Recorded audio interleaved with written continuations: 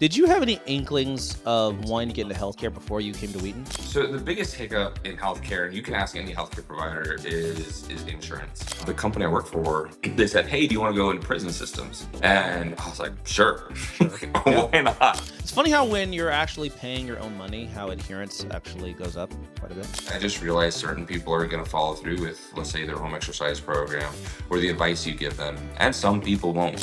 As you heal people, they'll need you less and less. Exactly. If you don't feel like you could do it forever, don't do it for a day. If you want to go into business and lose money, start a restaurant. Everything that we do in business has got to be mutually beneficial. Otherwise, you're just robbing someone. I am joined today by Caleb Fairey. Caleb, you and I, we go Yeah. way back to undergrad, doing applied health Yeah, man. science at Wheaton College in Wheaton, Illinois. Yeah. Caleb, thanks so much for coming on to the Eden Group podcast. I don't think I've seen you since our mutual friend Ian's wedding. You were at Ian's wedding, right? Yeah, I was there. Yep. That may have been the last time. Ian Peebles. Shout out to Ian Peebles. Yeah, that's got to be 10 years now. Over a decade, man. And so now you're married, living in Augusta, Georgia. Yeah, right outside of Augusta. Yep. It's kind of broken up. There's Columbia County and Richmond County. We live in Columbia County, which is kind of the northern side. Sick. And how many kids? 3. 3 kids. Yeah. Let's go. Awesome. Yeah, 3 little ones. 11, 8, and almost 6. Nice. That's a good spacing. Yeah. Me and my wife, we just had our third as well. So we've got 9, 7, and then 9 months. A big gap. Oh, you got a baby. We got a baby. You got a little one. Man, we're getting too old for that crap. I know, man. What we were you thinking. Yeah, we done started over, man. Jeez. Yeah, my wife was like, "Hey, we saw a little baby, our next door neighbor Foster's. She's like, "Oh, you want to adopt?" I was like, "I don't know if I'm ready to start over." That was a lot. I'm happy that was over. That part of my life was over. Yeah, man. Yeah. I was just thinking about my wife and I, we were talking last night how our oldest son, he's going to be going to college in 9 years, right? He'll be 18. Yeah. And I was like, oh, man, our baby will be in 4th grade. Yeah. Dang. That's crazy. That's crazy. So right when one's leaving the house, it's like we got a 4th grader. I'm like, oh, man. Yeah. You spaced him out. That's for sure. We spaced him out, dude. Well, bro, I want to get into what you did after college, right? So we ran track together. You're a decathlete. That's right. Right? The Gladiator event. The Gladiator. Yeah. It kicked my butt. Yeah, man. You know what's funny is, so not to cut you off, but I remember my senior year conference finals. It was second day. I had pulled my hamstring before, but it was the last meet that I knew it was going to be the last meet, probably, unless I just blew people out of the water. And I pulled my hamstring again on the 110 high hurdles. Oh. And I remember being like, it's over, like it's done. And I was okay with it because I was so tired. I was so sick of training for 4 hours a day. Like it was just nonstop for 4 years. And so I remember being like, no, I'm okay with this. Did you do decath in high school? No. I just did a lot of the events. I did a little bit of hurdles, a lot of jumping, sprints. So I long distance was new for me when I got to college. The 1500, if you want to call that long distance. Hey, that's long for us. Okay. Yeah, right. 100 is a lot, or 1500 is a lot further than 100. That's true. Did Wheaton have the javelin? Did you do jav? Yep. Yeah, that was actually one of my better events, javelin, and then long jump. And pole vault I was okay in, but yeah, those were usually my best events. Your best events. Cool. I don't know if we were ever in class together because we both did applied health science at Wheaton. That's right. Yeah. I went on to personal training and you went on to PT school. So that's right. Yeah, tell me about that. Tell me about where you went after Wheaton and how you first started working professionally in the physical therapy space. Yeah, so I knew even in undergrad, that I wanted to be in healthcare. I kind of went down the pre-med track a little bit. I wanted to become an orthopedic surgeon, but I decided against it because I just don't want to go to school forever. It's like get into med school, then even that's like the easiest part, and then med school to your residency or your fellowship, and it's just such a long cycle. And a lot of it is, you're spending very, very few minutes with your patients. So, I'll go PT track. I kind of was leaning that way anyways. So I graduated in May, but I technically didn't have my bachelor's because I was like 1 credit short. Mm, I did that on purpose because if you're working toward a degree, they'll still provide scholarships. And so I retook some classes to get better grades that fall, and then I started applying that fall and in the spring for PT schools. And then I went to PT school 1 year later. Yeah, 1 year later. So I took 1 year off. got it. Okay. And where was PT school? Vegas. So it's a medical science school called Touro University in Nevada. Got And it. so it's that and UNLV are the only two there, at least for like medical science degrees. Okay. Very cool. Did you have any inklings of wanting to get into healthcare before you came to Wheaton? Yeah, yeah. In high school, so one of my best friends, his mom was a speech therapist, and we're kind of looking through different things, and we're like, hey, like OT, PT, all these things, and we're like, hey, that looks kind of cool. It kind of is up the alley of. We were always athletes, and so it was like, well, kind of learning about the human body and how it moves and everything else. So it was pretty neat. I kind of went into it with that thought. I mean, it is interesting though, I guess as you kind of grow into healthcare and everything else, you realize that it's not all what it cracks up to be. You kind of have all these high hopes. I mean, I think it's true about anything, right? Yep. Is you go into it kind of blind, like, oh, hey, it's going to be amazing. I'm going to do A, B, and C. And then it comes to it and you're like, oh, wow, this is not as amazing as I thought it was going to be. Or, there's some good things, some bad things. But a lot of it is just much different than you anticipate. So when did that start setting in? Was that during PT school or was that after you got out and started working? No, I think it was after. So the biggest hiccup in healthcare, and you can ask any healthcare provider, is insurance. Yes. Okay. If So I'm I want you to continue. I talked to a PT professional here in the Seattle area, and that was the biggest thing that he cited to was Yeah. dealing with insurance. Yeah, so and it's really kind of awful the way the whole healthcare system is really set up. The idea is that we'll keep you alive, but we don't really care about your livelihood. Hmm. Right. Hmm. So if you're in pain, yeah, that sucks. Or like you can't move very well, that sucks. But we don't want to reimburse for that because the person is not dying, right? Yeah. And I think it's just because a lot of the medical system was set up for physicians as well, and so even physicians complain about this. Yes. One of my good friends here is a CMO. He's a chief medical officer at one of the biggest hospitals, and he kind of talks about the same stuff. Is insurance's jobs, because they're for profit, they're trying to maximize that profit and minimize costs, right? And how do you do that? You got to reject as many insurance claims as you can. Of course.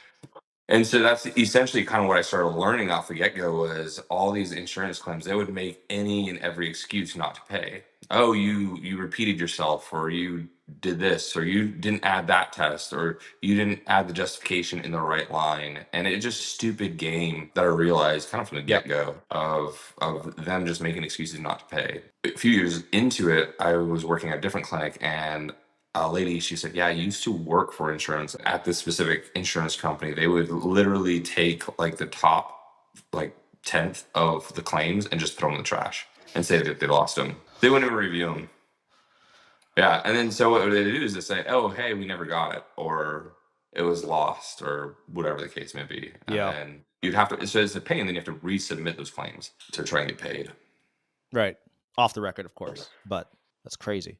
So, what conclusions did you draw from that? And was your first working experience in Las Vegas or was it somewhere else? So I started clinicals. So in Vegas, you start as a student kind of working with patients, but I would kind of pop around to do clinicals because Erin, my wife, she's in the Air Force or was in the Air Force at Langley Air Force Base. So I did a clinical out there. Mm, I actually did clinicals in California and then in Arizona. But then my first job as a physical therapist was in Arizona. So we got married and then we were in Arizona and Tucson. And so I started working for a clinic there for about 2 years before Aaron got out of active duty. And then we moved to like the Phoenix area. when you moved to Phoenix, did you stay in PT and did you go to a new clinic? Yeah, yeah. So I went to a new clinic. I was still a physical therapist. So I mean, I haven't stopped being a physical therapist since, but just mindset shift. I mean, again, you're kind of dealing with the BS of working with insurance. I had good bosses out there. They were the owners of the clinics. But again, the struggle is you don't have much of a buffer,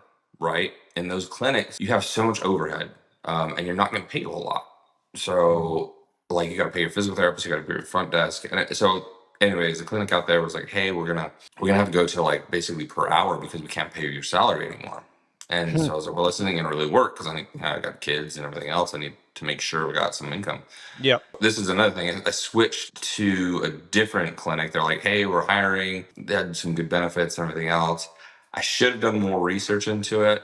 They kind of talked good, but that one got really tricky. They were kind of changing codes on me, so billing codes. They were trying to direct the plan of care, like saying, hey, you need to see him 2 or 3 times a week instead of once a week, which got really dicey. I ended up filing a complaint with them and brought them to the board in the state of Arizona, which I come to find out was not the first time. Mm. So it's kind of this tricky thing in healthcare, right? Especially physical therapy, is either you're trying to play the game with insurance so you can make money, or you're trying to be honest, but then you get screwed over. And so, yeah, that kind of burned the bridge for me for outpatient clinics. I was just kind of sick of all of that, and so I switched over to home health, where I go to people's homes. Gotcha. I've been doing that. I've been doing that ever since. It's nice because I kind of changed my schedule according to what I want to do, and I mean I've started a couple businesses since then, so it allows me to do that as well. So I want to go through all the stops, the cities. So Vegas, then Tucson, then Phoenix, and Yep. then Then Honolulu, Hawaii. Honolulu, Hawaii. How long were you in Yeah, Honolulu? about 2 years, year and a half, 2 years. Okay. So now that was a freaking awesome experience because she was like, "Hey, do you want to move?" And I was so sick of the heat from Phoenix. I was like, "Yeah, let's go." And I was like, Who doesn't want to go to Hawaii, right?" Of course, yeah. And so we moved there. My wife was working, like, she had like, obviously in the Air Force with, like, they call it Pacific Command. So basically they control all the Air Force. It's like kind of headquarters for everything Pacific. So Japan, China, all that stuff. But I started in home health there, but COVID hit, and they didn't want prisoners going out to outpatient clinic because they were worried that the prisoners would catch COVID, bring it in, and it would spread, right? And so the company I work for, they said, "Hey, do you want to go into prison systems?" Oh, whoa. And I was like, "Sure, Sure. Yeah. why not?" And it was really cool because it was basically I had my own little clinic inside the prison.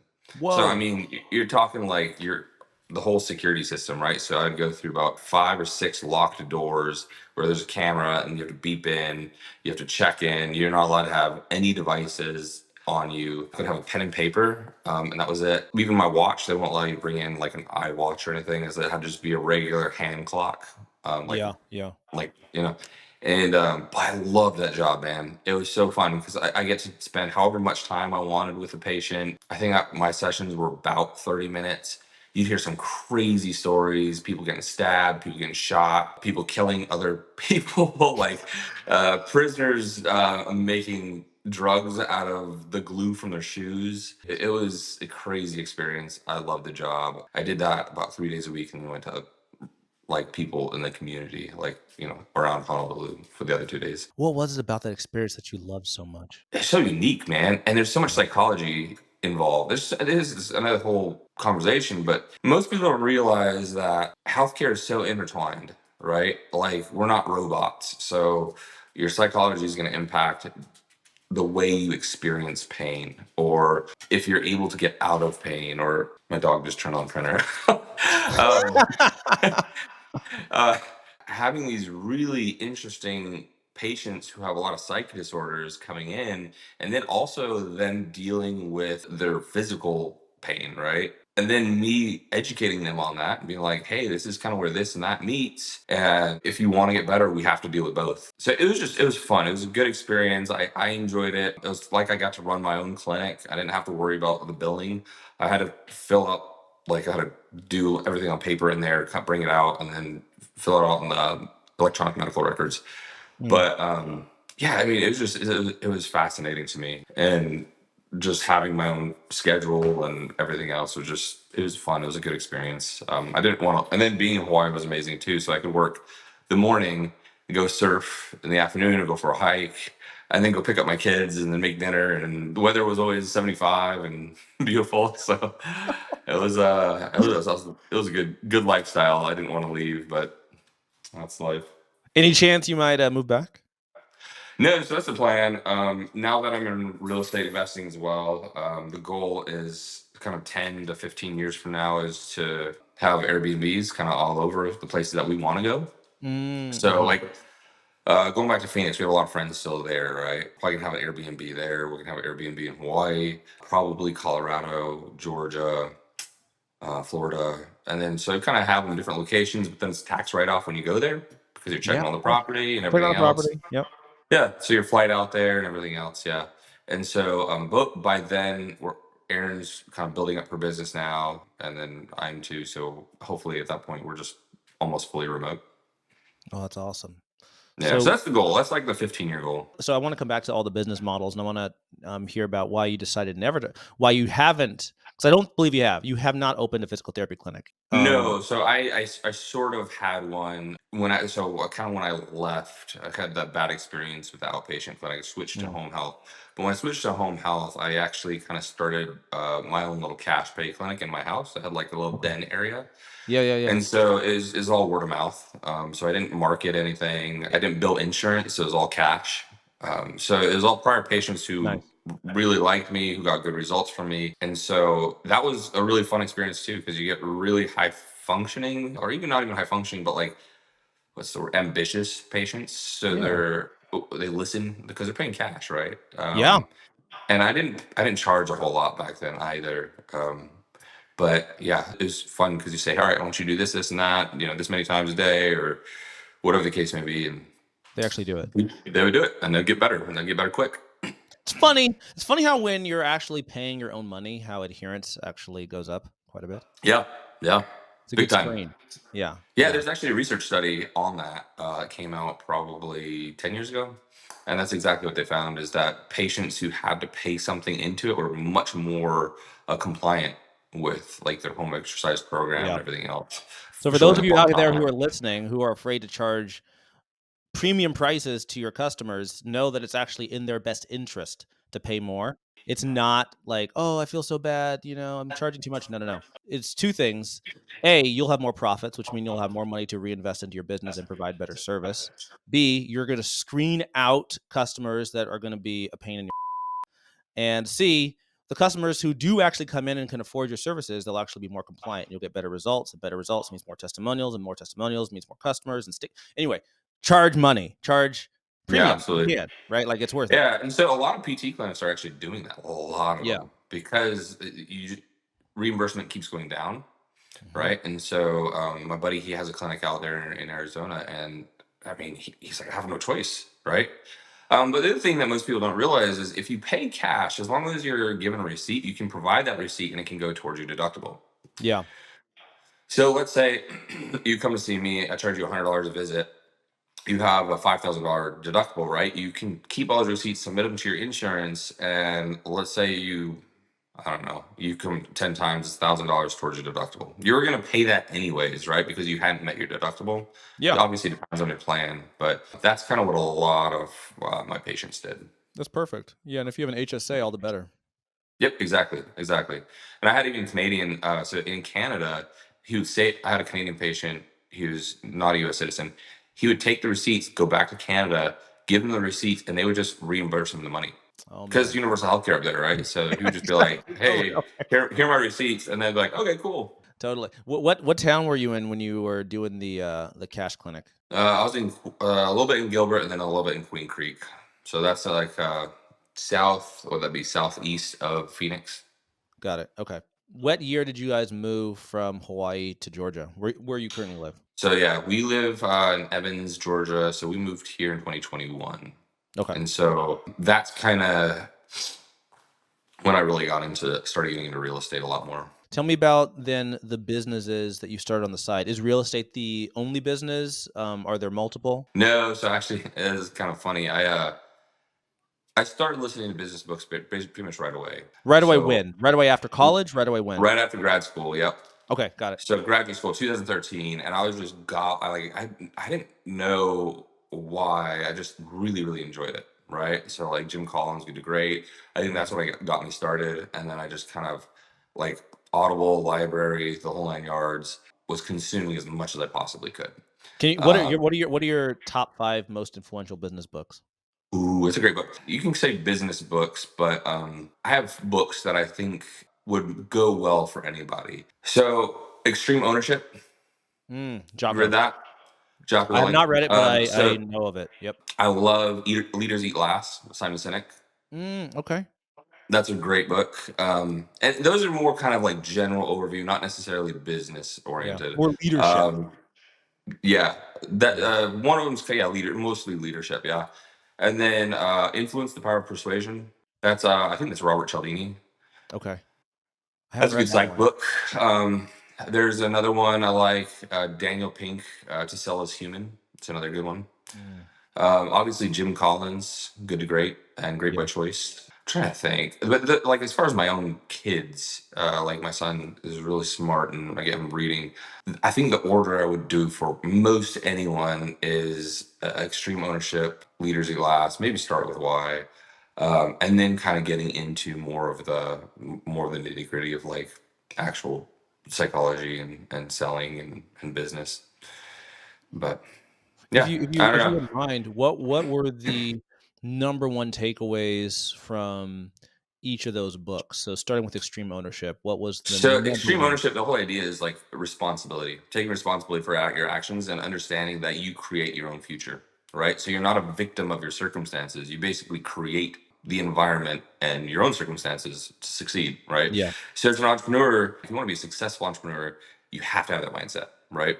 Yep. You have to have the idea that I can control the situation in one Yep. fashion or another, right? Or if things happen, that's my fault. I always tell me and my wife talk about it all the time. Is like great leaders take responsibility for when things go bad and give Yeah. credit when things go well, right?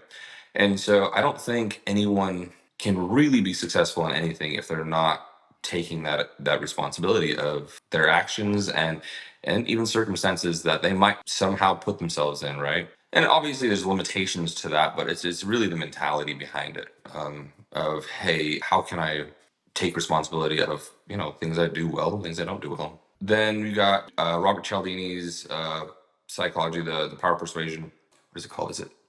Anyways, that one's just basically the whole idea of how the human brain functions within on how you make decisions and why you make them. And so Mm. that's a pretty long book, but it's pretty deep. It's a great book. Is that the author who voices over those animations where there's someone drawing with a marker and it's like talking about the brain? Maybe I don't know. I don't know about that one. But yeah, he's a professor, or he was at Stanford? ASU Oh, in the ASU. in the ASU. science. Yeah, Okay, okay, ASU. I okay. don't know if he is anymore, but when he wrote the books, he was. Okay, nice. Nice, nice, nice. But yeah, Cool. that's a good one. To sell as human is just basically this idea that anything and everything you do is selling, right? Mhm. Ho Of something, whether it's something you want or something they want, and they just don't know it. And they just that's true. How was that for you to come to terms with that? Was that a challenge for you? Was it natural? Do you view yourself as a natural salesman, or is that something you had to, like, overcome? I think I'm naturally a people person, but I think I also, especially when I was younger and more mature, I just thought that the world was supposed to accept me for just my blatant honesty or whatever the case may be, right? Yeah, I'm just And good. You it should just took, recognize that I'm good. yeah, you just gotta know that I'm the best. That's right. You should isn't it obvious? No, but yeah, I think that came with a little maturity, but then a lot of learning too. And one book that I didn't mention, which I think is another great book, is Never Split the Difference. You read Yeah. that one? Oh, Chris Voss. Yes, that is Yeah, one of it's my a good one too. favorites. Yeah, that's one of my favorites too. So, but yeah, it's like this idea of like, how do you ask questions? Like, let people come to the conclusion, right? You don't have to force your opinion on them. Like, they'll get to the right conclusion most of the time on their own. Yeah. And even if they don't come to the conclusion that you have. At least you had a learning opportunity, right? Yes, Um, yes. at least you kind of came to the same, like, understanding each other's perspectives. Yes. I think. Yeah. I would say for me, the biggest takeaway from that book was the paradigm shift that negotiation isn't about convincing someone to do what you want. It's about having, as Chris calls it, tactical empathy or weapons grade empathy, and Yep. really, really trying to understand where they're coming from. Like, Yeah. really try to understand, and also have them feel as if you understand where they're coming from, Right. right? Yep. And that was something I'd never read in any of the other negotiation, getting to guess or any nothing. I've found that framework to be profoundly transformational, not just in negotiations, but just in all human interactions with my wife, with my kids, with my friends, with colleagues, with coworkers, with Yep. teachers. It's like, and even so, like, even now as I'm starting this media enterprise, I'm realizing that the biggest YouTubers, the biggest shows, the biggest movies, the reason they're big is because essentially the audience is saying, "Yeah, that's right." Yeah. Like, whether it's Oprah or whether it's The Rock, the reason they have fans is because their fan base feels as if that personality gets them. That personality Yes. Yeah. understands them. So They're I'm like, somehow on the "Whoa, same. this is Yeah, huge." somehow on the same team, one way or another. We're somehow on the same team. And at the end of the Yeah. day, that's what I got from Chris Voss's book. It was way Yeah. bigger than negotiated. Yeah. Yeah. I think that changed the way in which I even approach patients too. I Yeah. think that that's almost like a must read. I feel like for almost anyone going into, I mean, really just human Any interaction, field. like you said. Any field where you're Um, interacting with humans. Yeah. yeah, yeah, yeah. Basically everyone. Uh, but yeah, that's a good one. I really like that book too. So, yeah, man, it's been kind of interesting. It's been ever since starting healthcare, thinking more on bio. So there's like a biomedical model, right? This idea that pathology and pain go hand in hand. So, if I cut my hand, the pain is equal to the amount of damage, right? Mm, And then moving from there to more of a biopsychosocial model, understanding that more again, more of this, the entire human experience results in health changes, right? Or pain experience. And so I really evolved as a clinician from that first model and a mindset shift to a biopsychosocial model. And when I did that, along with a lot of the learning on the psychology side of things, it really opened my eyes and changed my practice to be, I don't know, more patient, if you will. I was no longer fixing people like they were cars. I was yeah. kind of walking them through their life experience and allowing them to make behavioral changes that allowed them to get where they needed to be. Yeah. Does that make sense? Yeah. Other than the psychological shift for you, how did that manifest in prescriptive or therapeutic changes? So, allowing people to be honest, I think, so if they're in a safe space, they're going to be honest, right? So if you're in, again, a human interaction, if they think it's more of transactional, they're not going to be as honest. They're not going to be as forthcoming and probably not follow through stuff. I just came to, I mean, still to this day, I just realized certain people are going to follow through with, let's say, their home exercise program or the advice you give them, and some people won't, right? Yeah. But if you're honest with them, you say, hey, these are the things we need to do. These are the things you need to do, or the mind shift you need to have. Otherwise, you're not going to reach your goals. They understand that from the get go, right? That Yeah. you're not coming, if I'm not the one fixing you, then when they don't get better, they understand that I already had that conversation with you, right? I Yeah. already said that this was going to happen because you didn't follow through, right? Yeah. You didn't do the Um, thing. you didn't do the thing, right? Yeah. So you learned to have more patience and to recognize, like, hey, I don't have control over this. Some people are going to do it, some people won't. And then just setting expectations and then being okay with not being okay, I think. So understanding that, like, hey, some things just take time and I can't fix you right away. That was one of the biggest frustrations I had as a young clinician, was that people weren't getting better. Some people just wouldn't get better. And Yeah, that can be very frustrating. yeah, and so for me is like, I feel like I'm not doing my job, Yeah. right? But again, that was when I had the mindset shift that I was supposed to fix them. That it was my responsibility to fix them. And as time's gone on, I realized my job wasn't to fix them. Like I said, my job is to guide them through the right changes that need to be made in order to optimize the chance that they will get better. Does that make sense? It does. So yeah, I 'Cause you're a just coach. I mean, essentially, you're a coach. Like, the coach can't run the right. sprint for you. The coach can't go to bed on time. The coach can't eat healthfully. The coach can just be like, Hey, well, are you doing the things? Because at the end of the day, like you got to run your own race. Yeah, that change, that mental model, I guess, shift was extremely healthy for me too, because I didn't feel as guilty, right? That people weren't getting better because I'm not a magician, and Yeah, no, no, no. it's okay for me to say that to people. People, it's like, hey, I can't fix you. I can't fix everything. Let's talk about business models and Yeah. how you are currently splitting your time between your current clinical work, some of the reasons you decided not to open a brick and mortar clinic. I want to get into that.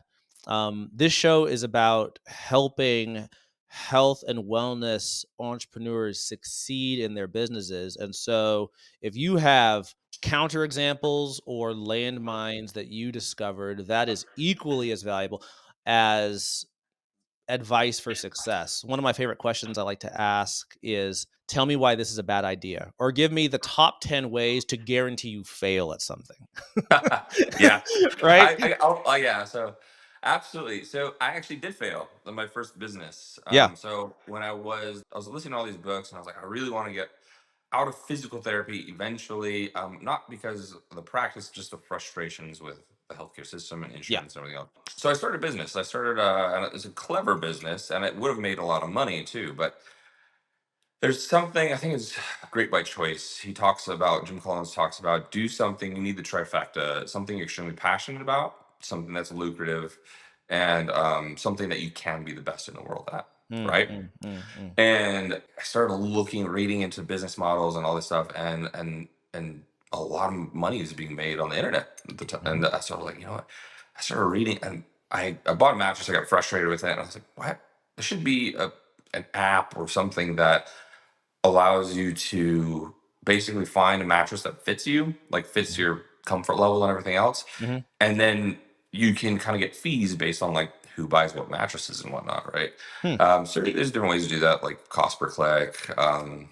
But essentially, that's kind of how all this e-commerce works, right? Is Mhm. you get a fee for referring over and everything else. So, anyways, I Are you're started describing affiliate, knowing. like affiliate marketing?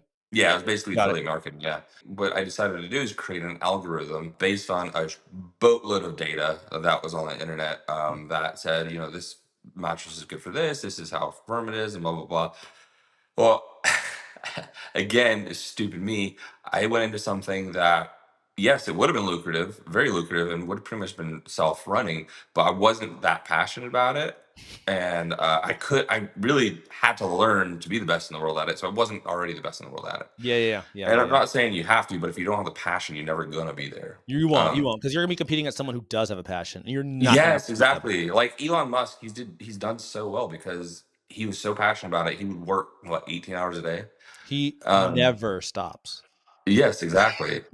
And so, but that's because he has a passion for it, right? And that's kind of That's what I'm doing right. now. So Yeah, went into it.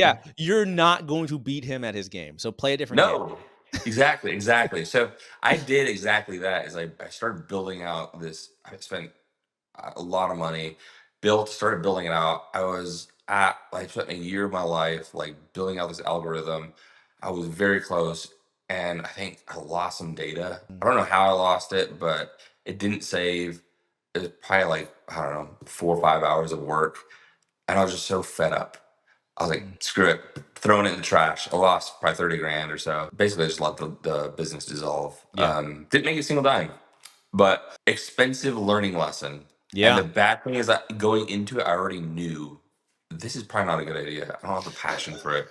I'm not kidding, but I was so desperate to get out of the monster that was healthcare and the way I was Yeah. feeling at the time. But that wasn't the right answer, right? So I guess like that's a guaranteed way to fail is Mm. if you don't have those three things, something you're extremely passionate about, something that you could do almost for free, then you probably shouldn't do it. I think Elon Musk said that if you don't feel like you could do it forever, don't do it for a day.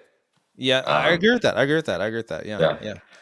So, anyways, that's something I definitely tell people is like, even if you're thinking about doing brick and mortar, like for me, it didn't even pass the three. Like, I like the clinical care. Like, I don't mind HR stuff and dealing with employees and whatnot, but it also just for the amount of time and energy that it takes, it wasn't going to pay me what I needed it to. Right. Mm. Is And that so, because of the insurance like ceiling? Yes. So Yeah. you either have to do one or two things if you want to be lucrative is you have to push a lot of patients. So if you're pushing a lot of patients through your clinic, quality goes down, right? Yep. Because if I'll have a lady that's in pain and crying, and I'm like, I've got 10 minutes with you, and then I gotta, keep going. I'm like, I don't think that's very good care, right? Yeah. So there's either that way, and that's where a lot of the big chains have gone, is it's just pure volume. It's a Yep. volume game at that point. So that's one way of doing it, and that's what most of these chains do. The other way is just going cash pay, right? And then Mm. you have to be really good at marketing and really Yeah. good at, and there's going to be a struggle for a lot of times. So Boutique, you gotta actually, differentiate, you gotta charge a premium, you gotta have an exclusive yes, service. yeah. Yeah. One thing that really makes me upset in the United States is there's problems with all healthcare systems, but how we mix. There's nothing wrong with being an entrepreneur, but how greed, especially in the insurance industries like United Healthcare, Blue Cross Blue Shield, Humana, all these have let greed just destroy what good clinicians are doing. So, but yeah, I guess you have to know your numbers. That's the other thing too, is even running my businesses now in real estate is if I don't know my numbers going into something, I'm gonna make a mistake. I'm probably gonna lose money. Mhm. I've in all the flips I've done, I've never lost money on any of them, and that's because I mean, some of them I let the finances get out ahead of me on a few of them, but I still made money on those, right? And every year I'm tightening the ship, so I'm losing. There's less and less issues with that. It's part of a learning thing, but I think that's the thing is so you gotta find you have to do the three things, right? It's gotta be something you can be the best in the world at. It's got to be something very lucrative, and it's got to be something that you're extremely passionate about. But then on top of that, I think you got to do your homework. If you're not running your numbers like over and over and over and over again, then you're gonna shoot yourself in the foot and Mhm. wish that you had done your homework. So when it comes to physical therapy, which of those three things, and this the concept actually sounds very similar to ikigai, which is a Japanese concept of the intersection of, I believe it's four frameworks. It's very similar. Which of those three crucial things do you think were lacking, and which ones did like you did have, and which ones are lacking? So I think you ask most clinicians, almost any clinician, and they have the passion for it, right? Like you talk to Yeah. physicians, you can talk to OT, PT, speech. They all love what they do, Athletic right? Like, trainers on the fitness yeah, side. like they all love it. They love Yeah. the actual interaction with their client or patient. That part is almost never an issue. Part that becomes more of an issue is kind of the money thing, right? So, for example, I'm a physical therapist, right? And if I'm the best physical therapist in the world, the way that it works right now is that person is going to get better and my business is going to make less money because they're not coming in as often. I see. As you heal people, they'll need you less and less. Exactly. And then your Yeah. patients. So the crazy thing is, they did a study about, again, this is probably about 10 years ago. They found that these clinics would keep patients on longer Yeah. than when they were slow, Yeah. right? Which makes sense as you're like, well, I gotta keep the lights open. Let's just add another visitor, add two visits or whatever Right. else. And the Right. patient, like, and then they're super busy and they're like, well, all right, you're better. Like, go ahead, we'll discharge you. Which is a really kind of shameful way Yeah, it's a that perverse we incentive. function. But at the same time, that's a huge limitation in the world of healthcare, especially the PTOT, those kind of things. And the other thing too is your salary is never like I could have made the same amount of money 5 years ago, 10 years ago than I can now. Reimbursement has only gotten worse and not better. So I've heard the essentially, same. you're gonna be capped unless you're working two jobs and you're impossibly fast. Me and a buddy of mine are probably the most efficient with our electronic medical records than anybody else we know. And I mean, you just can't be any more efficient. It's still just like I'm not gonna get paid more, right? Mhm. Mhm. So my salary is what it is, and no, they're not going to come to me and be like, "Hey, we're going to give you a 10% raise because you're doing such a good job," you know. Right.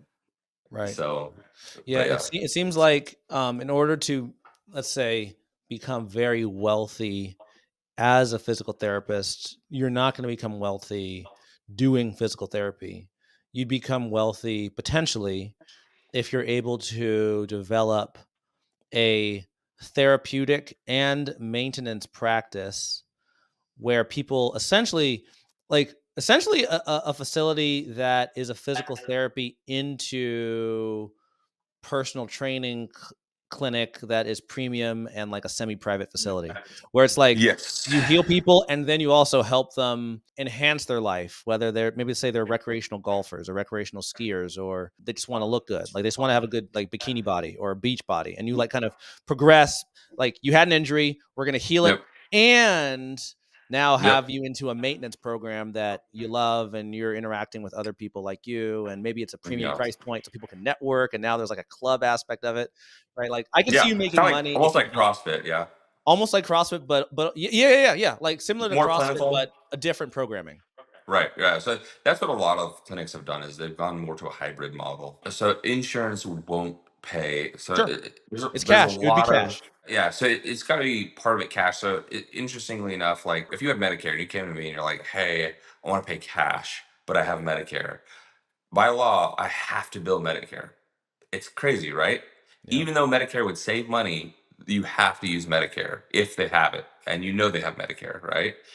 The loophole is you can say, all right, if you just don't tell them you have Medicare. But the other thing too is you have to bill it in such a way that it's something that Medicare wouldn't pay for. So I can't Mhm. call it therapeutic exercise or functional activities. I would have to call it, I don't know, plyometric training. And then all Got of it. a sudden, Yeah, then Medicare is like, we can okay, cover that. well, we're not paying for it. You have to pay cash. Yeah. You're like, cool. Yeah, yeah. So a lot of the people in that world have gone that route. They've gone to a hybrid model where they're providing services that aren't covered by Medicare, or they're just not insurance. They don't take insurance at all. Hmm. So a lot of them have gone that way, and or the other option too, like I said, is pure volume gain.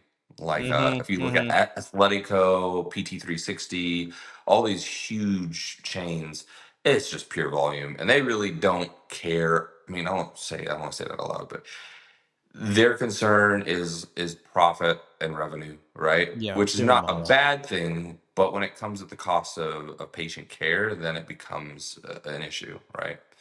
Yeah, but it makes sense though, right? I mean, in most consumer facing markets, typically the market is divided into extremely premium services and extremely low cost services that win, Mhm. right? So what's Yeah. the age old worst business to start is a restaurant. Like if you want to go into business and lose money, start a restaurant.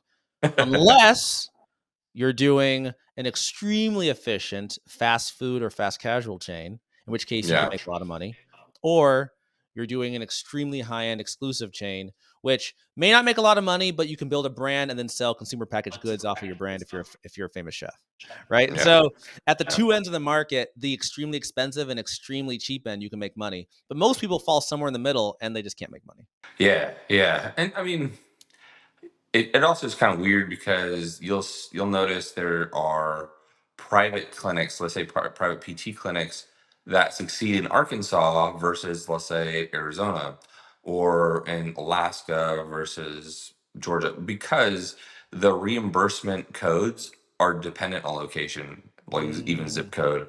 And so like I might get paid $100 for uh, a code in Alaska where that would only pay me 40 in Georgia. that's crazy. Yeah. That's So crazy. Feels like a cartel. it's just weird. And it's a crazy system. It's the whole clinical side of things is very the people who love it and are good at it, they're worth the weight in gold. I'll say that much. Um, so I have a buddy, like I said, he has a clinic in Arizona. He's kind of partnering right now. But I mean, probably one of the best PTs, probably in the United States. Like the guy's a Hmm. genius. That's business minded, right? And he's getting there. But like his passion is clinical work, right? But like you Yeah. kind of have to marry the two. And I think he's getting better on that. But like his marketing, like I'm like, buddy, you've got to market. You've got to market a lot. And because he's so good, word of mouth is getting around, and I'm sure he's going to be busy as can be. But again, it's tough because as a clinician, you also feel a little bit bad because only wealthy people can afford you, right? So only the wealthy people are going to get the best care. Sure. Sure. And which is, I mean, we've seen this coming for a long, long time. All the best clinicians are going in cash pay. So and then all of like the subpar clinicians are just going to a PT mill where they're just running patients through. And so you kind of have this divorce of kind of good clinicians and bad clinicians, or not bad, but just not exceptional.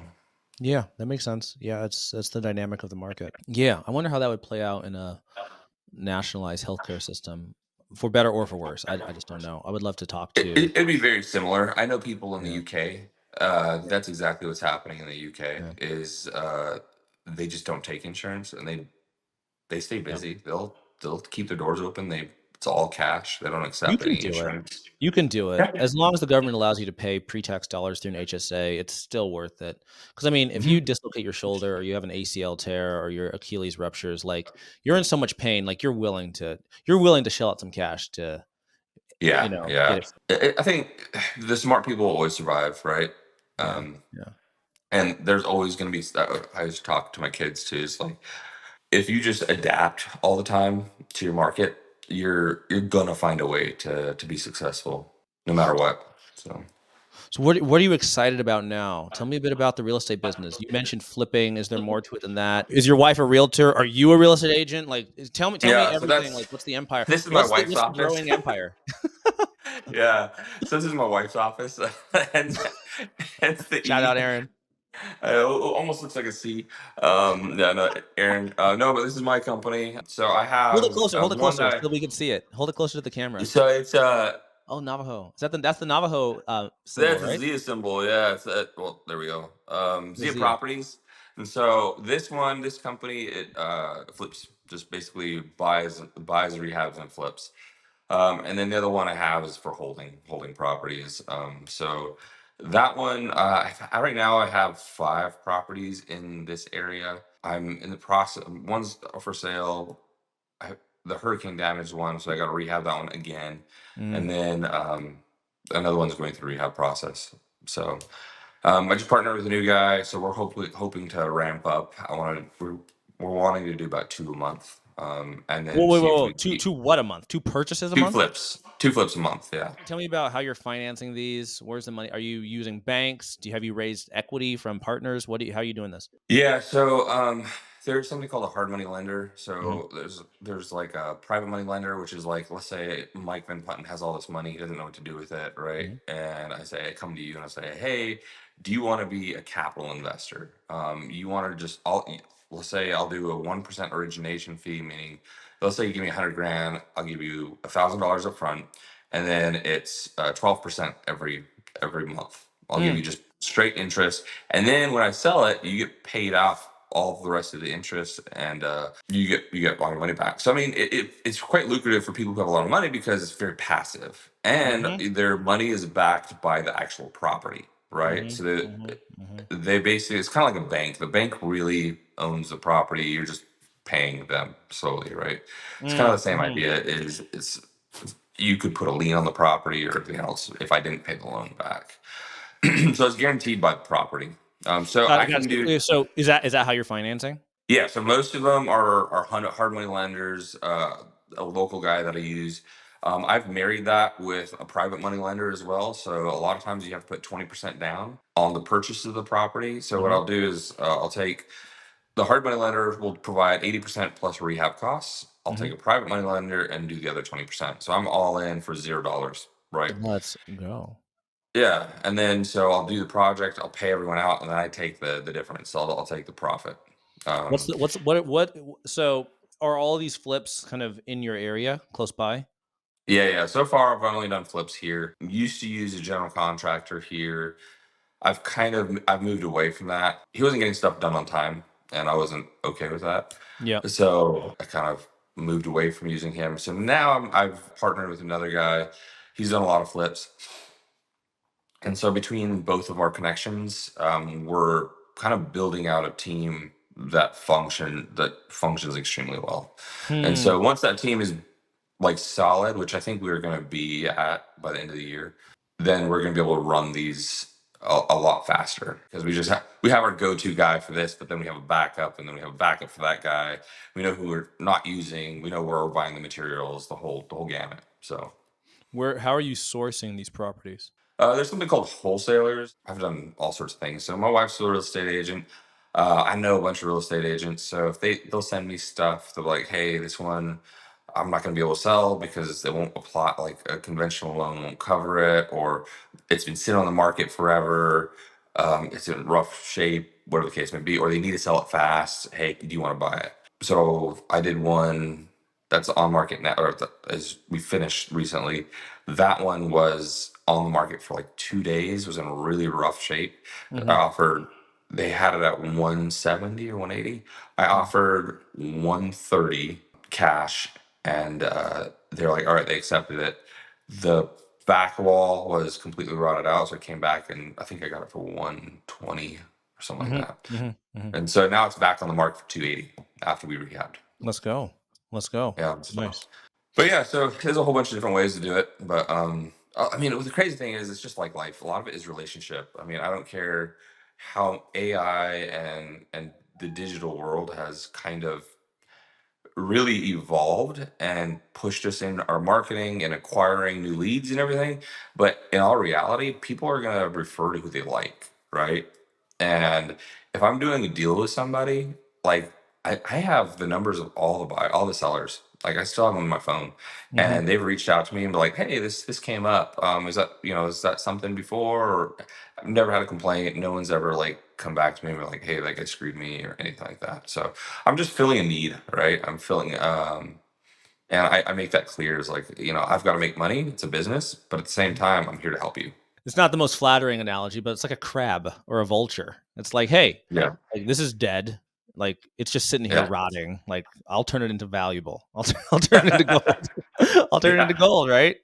yeah, yeah. And I mean, it's good for the community too, because it really, like, some of these Yeah. are eyesores, and Yeah. a lot of them are vacant. And so it's like, well, let's take something that's an eyesore and vacant, no one's using it, and turn it into something beautiful that a new family can go into. Can And use.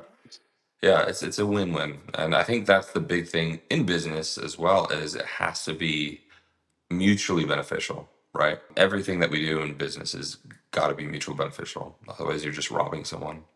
Is it pretty typical for you to have like that 100% developer's profit? Let's see, because for in that example, right, buying at 120, selling for 280, like, geez, that's more than double. So we put a lot of money into it because there just ended up being a lot more into it. So the Hmm. initial rehab cost was supposed to be 60. Got And it. then So we you're like, ended up going to like over 100. So really, I'm not profiting that much. This is the worst flip I've ever done. got it, got it, got it. So Yeah, yeah. So generally you're like a speaking, I'm 230 I'm I'm looking at like a great flip will be 100 grand. net Okay, to you flip. after paying 100 That's grand. that's pre-tax. Got it. Okay, okay. But that's net of development costs and paying back the lenders Yeah, so that's after paying everyone off. Yeah, after paying everyone off and pre-tax. investing in the property. Yeah, But I pre-tax. mean, Yeah, yeah. that's like a home run. A lot of the small ones, like if I can just go in and do like flooring, walls, I don't have to take out any walls, like just paint, right? Hmm. I don't mind if I can get in and out in a month, and I'm doing like 30 grand or 20 grand. In a month.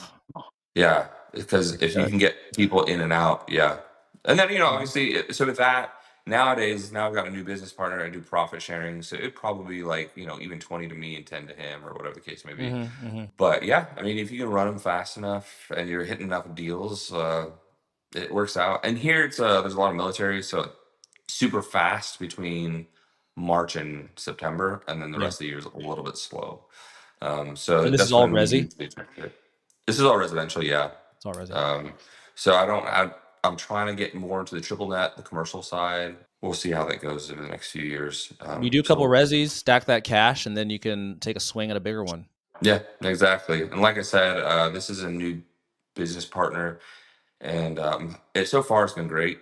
And so I'm hoping that we really kind of blow up and move on. So he's more hands on, I'm more hands off. I do more the finance side, Mm, and so I'm better at acquisition, negotiation, and then kind of just running numbers, making sure all the numbers are pretty. And then he's in there making sure that trades are doing what they're supposed to do and everything else. nice. Um, so he's more of like the general contractor and peeking in, making sure everything's getting done. That's awesome, man. Dude, that's very Yeah. exciting. So, what are some final shout outs that you might want to do either for your wife's business? You already talked about your business, any charities, anything that you want to shout out, have people go check out? Yeah, so we're sort of connected with a nonprofit called Caring Kids Cancer, Hmm. and so we do mainly my wife helps put on a golf tournament here, and that goes all prop like all the money goes towards pediatric oncology research. And so my sister-in-law actually has been working for them for quite some time, but it's a pretty neat organization. They're awesome. They do like golf tournaments. They're highly involved in Mecum auctions, but and then obviously my wife, she's probably, in my opinion, and I'm biased obviously, but the best real estate agent in the Let's CSRA. go. She's extreme. She's been doing it for 2 years, and she's top 3% in the entire area, and Dang. she's been doing it for 2 years. She Aaron crushes it, Ferry. and Aaron Ferry, dude. So she's amazing. She's crushing it. And again, I think it's going back to what we were talking about. Either is people. I told her this, like she wants to give everyone best, absolute best experience ever, right? But like I was like, you literally give the premium service that a lot of real estate agents just don't. Mhm. And I think that her name's just gone out because of that reason. I mean, she does stuff that no other real estate agent does, Like or what? What are very some few. examples? For example, like let's say I go to I'm going into a new area. So I moved here from Hawaii, right? Mhm. I didn't know where things were at. I didn't know where schools were at. I didn't know the roads. I didn't know school system. I didn't know anything. And so she like you sit down with her and she's like, hey, these are all the steps you need to take. These are the service, like for example, like your utilities. I don't know what utilities are, right? Like, or what they are for that specific area. She's Yeah, like, all what's right, the well, company? here are all the companies that you can hire, or like, you know, for your trash removal, or here are Georgia Power is your electricity. This is where you need to go to sign up for that, and these are the day that you need to have it started. Your water utility is Columbia County water utility. Like setting all of that stuff up for you from the get go.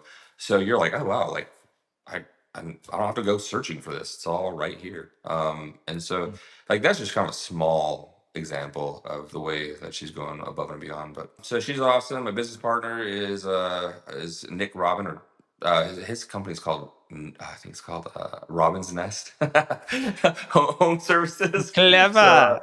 yeah, he's great. Nice. He's That's been awesome. really great to work with. So it's been good. It's been a good journey, man. And I really can't complain. People like you come along, and it's awesome. Yeah, having these more and more interactions like this. That's It's a good. blast. Same thing with my wife. My wife's been on the news and everything else, and it's just fun. Like I said, a lot of it is relationship building and building, kind of realizing this is a whole other thing. Is it's not like there's an opportunity for everyone. So at no point during my real estate investing career, or like physical therapy, or my wife in real estate, is it's like, hey, there's not enough for both of us. There's not a finite mentality. You have to have this infinite mentality, right? There's enough success to go around for everyone. And I Mhm. think if you want everyone else to win, you're inevitably going to win as well. I think that's a wonderful note to end on. Caleb, it's been such a long time. I hope the next time isn't 12 years from now. Nah, man. I say grow together, and build together, and Yeah. and win together. You It's know. awesome, man. Well, I'll put links in the description for all the socials, all the things. We'll connect after this, and I'll just text you and be like, "Hey, man, send me send me all the links, all the things you want to shout out. I'll put them in the description. People can check them out, can find Yeah. you, find your wife, and then of course you can find Eden Group down below as well. And Caleb, congratulations on all your success, and I'll be rooting for you. Yeah. Absolutely. Same to you, man. All right, man. See ya. Been good. See ya.